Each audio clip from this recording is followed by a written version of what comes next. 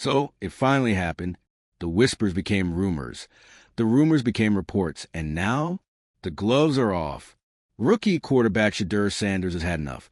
And let's just say it's not looking good for Cleveland. Forget preseason depth charts and coach speak pressers. This is the real drama. We're talking about a full-blown quarterback rebellion. And the plot? Oh, it's juicy. Sanders, once hailed as the Browns' secret weapon of the future, is reportedly done, over it, ready to bounce. And if you've been paying attention, it's not exactly shocking. But the way this is all unraveled, this is a meltdown, a slow, simmering, franchise-level implosion. And we're here to unpack every petty, dysfunctional, downright dramatic detail. If you're into the real story and all the messy twists they don't show on highlight reels, go ahead and subscribe. And if you're sticking around to see how this Browns QB chaos plays out, you should definitely be subscribed. Because when a rookie QB with Shedeur's talent begs for a trade after outshining his competition, that's not just a red flag. It's a blaring stadium siren. Let's rewind. Shedeur Sanders wasn't just another rookie. He came in with legacy, hype pressure, and actual talent. This wasn't a feel-good story or a developmental pet project. This was a potential starter in waiting. And he showed it. According to sources around the team, Shedeur was cooking in training camp. Crisp throws, smart reads, explosive movement, and most importantly, control. The guy looked like he belonged. And yet nothing. No bump up the depth chart. No shot at red zone drills. No 2-minute offense reps. Instead, Kevin Stefanski and the Browns coaching staff kept rolling with Joe Flacco, Dylan Gabriel. Come on. One's closer to his ARP card than his breakout season, and the other is, respectfully, still trying to get his cleats on straight. But Stefanski's loyalty stayed glued to the safe options, and Shedeur left on the sideline, watching, waiting, wondering, and now walking. According to multiple insiders, Sanders is beyond frustrated. This isn't just rookie impatience. It's personal. People close to Shedeur are describing the Browns' treatment of him as systematic disrespect. As in, he showed up, did everything right, and still got frozen out. There were rumors of internal sabotage. Coaches quietly limiting his playbook exposure, minimizing his reps in front of decision-makers, and keep him out of headline-friendly preseason moments. Imagine outperforming guys in practice day after day, only to get iced out like you forgot to RSVP for your own career. It's no wonder Shedeur's reportedly told people behind closed doors that he'd rather sit than keep wasting his time in Cleveland's chaotic and outdated system. Yeah, that's the exact quote floating around league circles. Chaotic and outdated. Yikes. And the cherry on top? The Browns are now scrambling. Emergency meetings, PR damage control, behind-the-scenes negotiations with Shedeur's camp. It's a full-blown panic. They thought they could keep this quiet, sweep it under the rug with coach speak and culture talk. But once you lose trust with your quarterback, there's no going back. Shedeur is done, and he's not staying quiet about it anymore. The tension has hit social media now, too. Fan accounts are rallying behind Shedeur, calling out Stefanski's favoritism, dissecting every missed opportunity and posting side-by-side footage of Shedeur throwing dimes while the favorites toss checkdowns. It's a movement. Hashtag Free Shedeur might not exist as a hashtag, but you can feel the energy. And now, he's got options. Enter the New York Giants. According to multiple sources, the Giants are making serious moves behind the scenes to land Shedeur Sanders. And when I say serious, I mean blockbuster trade package serious. We're talking multiple first-round picks, plus proven players. The Giants aren't just interested. They see Shedeur as a transformative talent, a guy who could change the trajectory of their franchise.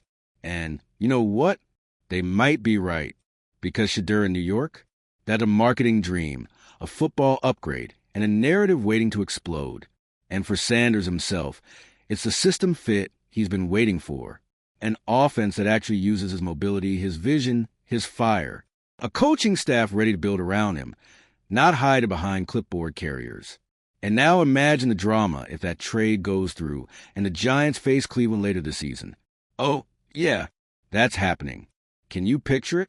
Shedeur rolling out under prime time lights. facing the very team that benched him for 2 months and torching their secondary for 3 touchdowns?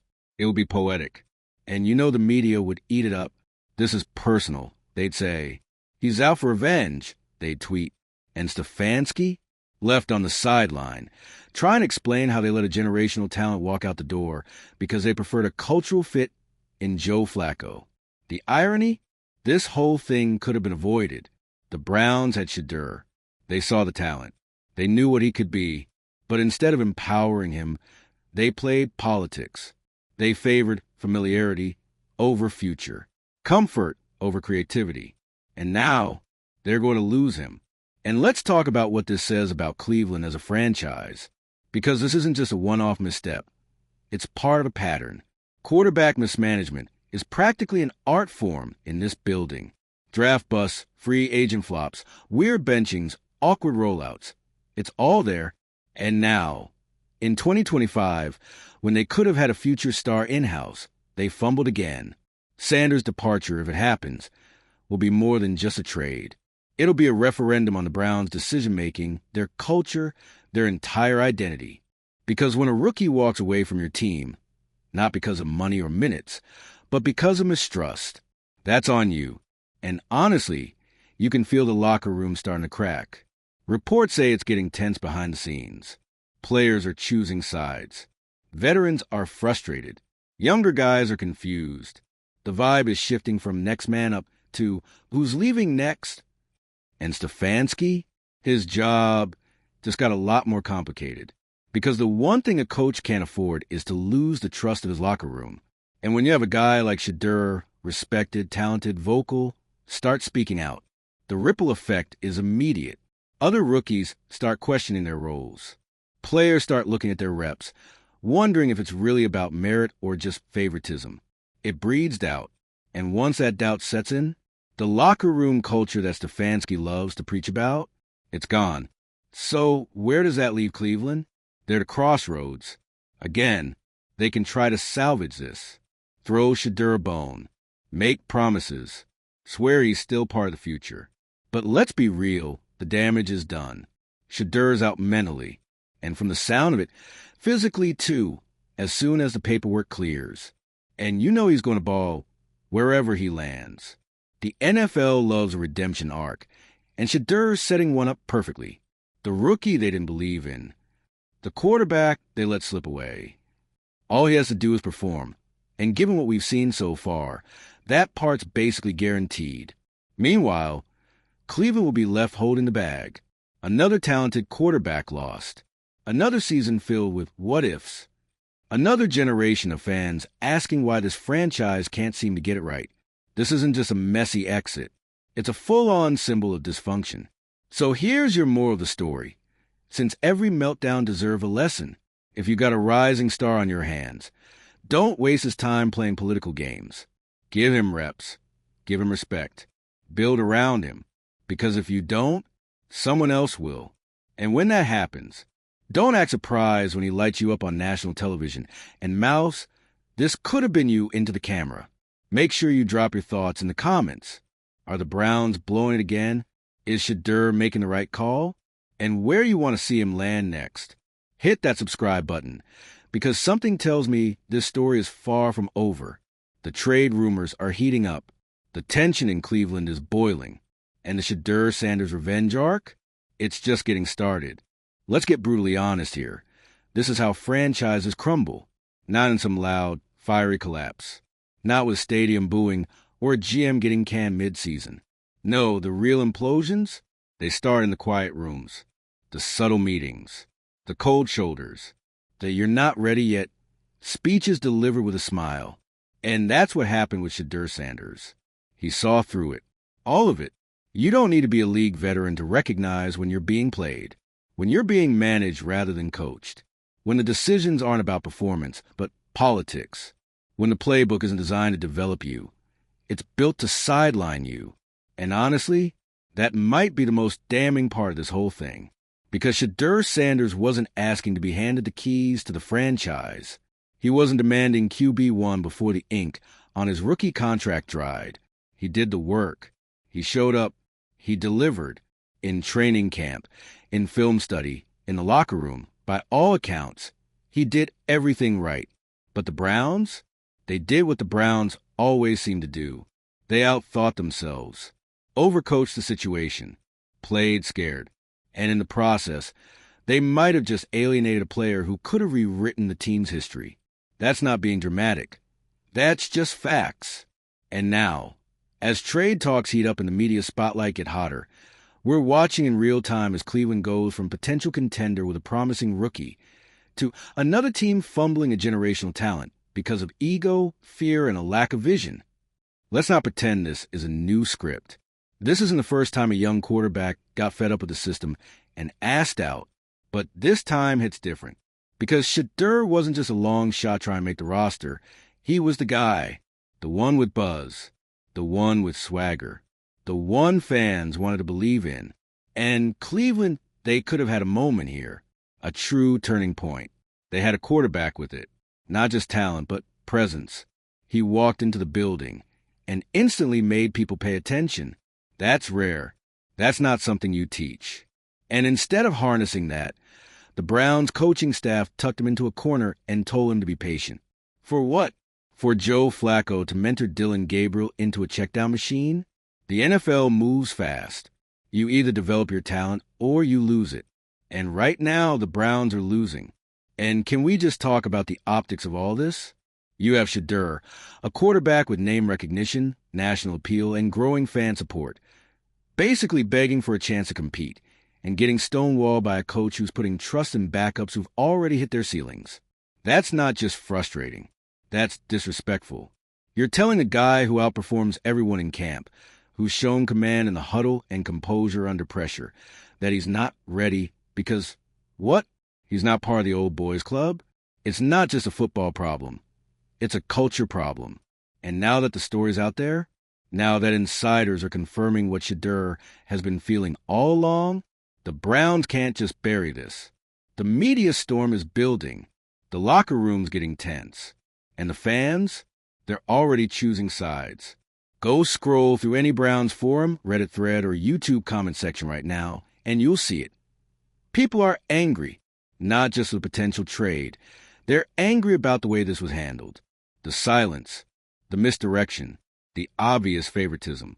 Because here's what fans hate more than losing, being lied to. And right now, it feels like the Browns have been gaslighting everyone, acting like Shedeur wasn't ready, when in reality, they just didn't want to take the risk. But let's be real, no team wins without risk. You don't build dynasties by playing it safe. You build them by leaning into talent, by trusting your guys, and by letting your future leaders lead. Shedeur wanted that shot. He earned that shot, and Cleveland choked. So now the rest of the league is watching. The front offices, the coordinators, the scouts, they're all seeing this unfold and asking, if Cleveland doesn't want Shedeur, can we get him? And the Giants, they're licking their chops. Because the one thing New York loves more than a redemption arc is a quarterback with swagger. And Shedeur in that offense, in that city under those lights, it's practically cinematic. The Giants are ready to hand him a system that fits, a staff that believes in him, and a chance to actually compete. Meanwhile, Cleveland's left trying to save face. But honestly, it might be too late. You can't fix broken trust with a press release. You can't undo weeks of professional disrespect with a sudden, open competition. And you definitely can't stop a trade once a player's mentally gone. And Shedeur? He's gone. Not physically. Not yet. But the second he watched Flacco get reps he earned, the second he was told to wait his turn behind players with half his upside, the second he realized this wasn't about football, it was about control, that was the end. And as the story unfolds, it's becoming clear that this moment might define two franchises. If Cleveland lets him walk, and he becomes a star elsewhere, that's their legacy now. Not the rebuild, not the culture, the quarterback who got away. And for Shedeur, it could be the beginning of something iconic. Because let's be honest, how many quarterbacks get this kind of fire in their rookie year? Most guys just take the hits, nod their heads, and wait for year two. But Shedeur is already holding the organization accountable. That's not diva behavior. That's leadership. He's not just playing for a paycheck. He's playing for a legacy. And Cleveland clearly wasn't prepared for that kind of energy. But New York might be. So what happens next? Well, if the Giants make the move and all signs point to absolutely, this becomes one of the most high-profile trades of the season. The media circus will be relentless. Shedeur's debut will be watched by millions. And if he delivers, oh, the receipts will fly. Cleveland will be the punchline again. Another bad decision. Another what were they thinking? Headline. But if you're Stefanski, the front office, the locker room, this is the moment to reflect. Because this wasn't just a personnel mistake. It was a leadership failure, a communication breakdown, a refusal to see what was right in front of you. And now, you've lost the one player who could have made you matter again. So here's your mock moral of the week. Never bet against a quarterback who knows his worth, especially not when you're Cleveland, because history has already told this story. And spoiler alert, it never ends well for the Browns. Because if you thought that was the peak of the Shedeur Sanders-Browns drama, oh no, we're only halfway up this roller coaster, and the drop is still coming. Now the Browns front office is panicking. Like, scramble the scouts, leak a friendly quote to the press, set up an emergency lunch with Shedeur's agent level panic. You know it's real when the same people who ghosted this kid all training camp are suddenly offering heartfelt speeches about long-term development. Oh, now he's part of the future? Please, you don't ignore a player for months. Bench him during key reps. Feed the media generic quotes about internal competition, and then expect to keep him once the spotlight turns on. The thing about quarterbacks, especially quarterbacks like Shedeur, is that they know when they're being played. They see the pecking order, the politics, the favoritism. And they don't forget, because here's the part that's really got people talking. Shedeur didn't even want this to go public. He tried to be patient. He tried to wait it out. He bit his tongue, worked hard, showed up, stayed out of headlines. And what did he get in return? Reps handed to aging vets and improving rookies while he got coached in the film room. Translation? He got shelved. Until finally word slipped. Someone close to him, maybe a family member, maybe a teammate, maybe someone who just couldn't stand watching the circus anymore, leaked the truth. That Shedeur was done with Cleveland, that the bridge was burned, and that if he has anything to say about it, he'll never wear orange and brown in a regular season game. And just like that, boom, national headlines, media frenzy, social media meltdown, Browns Nation in denial, NFL Twitter ablaze. And it's only getting louder. Because the minute a franchise starts trending for mistreating a young QB, again, the takes start flying, the comparisons, the receipts, every Johnny Manziel clip, every Baker Mayfield meme, every post-draft regret reshared and relived. It's deja vu at this point. Different quarterback, same dysfunction. And Shedeur? He's just the latest name in a long list of what could have been stories in Cleveland. Except this one's different. Why? Because Shedeur Sanders isn't just another name on a jersey. He's a brand, a storyline, a walking headline. He's got the following, the fan base, the charisma, and oh yeah, he can play. This isn't some fringe practice, squad guy making noise to stay relevant. This is a potential franchise QB who's already drawn comparisons to legit NFL stars and who showed up to training camp and, by every insider account, outplayed everyone. And that's what really stings for Cleveland fans. They didn't just lose a young player. They pushed away a potential star. And now they're watching the rest of the league circle like sharks, especially one team in particular. Yep, the New York Giants. Let's talk about that, shall we? Because from what we're hearing, the Giants aren't just intrigued, they're basically drooling. They're reportedly preparing a blockbuster trade package that includes not just draft picks, but first-rounders, plural, and a couple veteran assets. 2. Because for New York, Shedeur represents everything they've been missing, a mobile, confident, cannon-arm quarterback who can energize a struggling franchise. Someone who can make plays, command a locker room, and, let's be honest, sell a ton of jerseys. The Giants are looking at the Browns like, you sure you want to do this? And the Browns? They're frozen. Because let's face it, even if they don't want to admit it publicly, they know they messed up. Stefanski's entire house of cards system of veteran trust and cultural alignment is being exposed for what it is: lip service. When it came down to pure performance, Shedeur proved he could hang. The veterans didn't outperform him. The playbook didn't outpace him. The only thing that stopped him was internal politics. And now that he's on the way out, suddenly everyone's got something nice to say. Stefanski's calling him a great competitor. The front office is talking about valuing his upside. The PR department is scrambling to push stories about how no decision has been made and the door remains open. Sure, right after you padlock it. But let's not forget what's really at stake here. If Shedeur gets traded to New York or anywhere and thrives, if he becomes the breakout star we all suspect he could be, Cleveland will wear that forever. It'll be one of those mistakes that follows the franchise like a bad tattoo. Every time they face him, every time he's on a highlight reel, every time he wins a game in the clutch, people will say, they had him, and they let him walk. And honestly, deservedly so, because it's not just about talent evaluation, it's about organizational vision. A franchise either recognizes greatness and nurtures it, or it doesn't. And the Browns? Right now, they look like the latter. But let's flip the script for a second.